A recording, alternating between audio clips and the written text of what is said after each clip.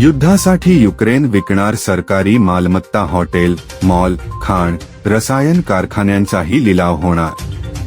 Russia विरुद्ध सलग महिन्यांपासून 28 सुरू असलेल्या युद्धामुळे युक्रेन अक्षरशः देशोधडीस लागला असून युद्धासाठी लागणाऱ्या खर्चाची जमवाजमव करण्यासाठी या देशाने आता सरकारी मालमत्ता विकण्याचा निर्णय घेतला आहे। या निर्णयानुसार देशातील ऐतिहासिक हॉटेल, मॉल, खाण, रासायनिक, वीज, सरकारी कारखान्यांची विक्री केली जाणार आहे। या सर्व मालमत्तांचा लिलाव लवकरच होणे अपेक्षित आहे। 14 मजली युक्रेन हॉटेलसाठी 209 कोटी रुपयांची बोली यापूर्वीच लावली गेली असून युक्रेनला यंदा युद्ध सुरू ठेवण्यासाठी 41.7 हजार कोटी रुपयांची आवश्यकता भासेल असे संकेत आहेत। युक्रेनच्या उपअर्थमंत्री ओलेक्सी सोबोलेव्ह यांनी या वृत्ताला दुजोरा देत रशिया विरुद्ध युद्ध जिंकण्यासाठी मोठा निधी लागणार असल्याचे सांगितले।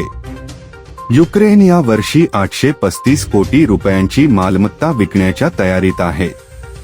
युक्रेनने तसे उद्दिष्ट निश्चित केले आहे। परदेशी गुंतवणूक आणण्याचीही योजना आहे, याचा त्यांनी येथे उल्लेख केला। रशियाच्या हवाई हल्ल्यांपासून शहरांचे संरक्षण करण्यासाठी अमेरिका युक्रेनला एअर डिफेन्स वेपन देणार आहे। नवनवीन बातम्या पाहण्यासाठी एसबी न्यूज चॅनलला लाईक करा, शेअर करा, सबस्क्राईब करा।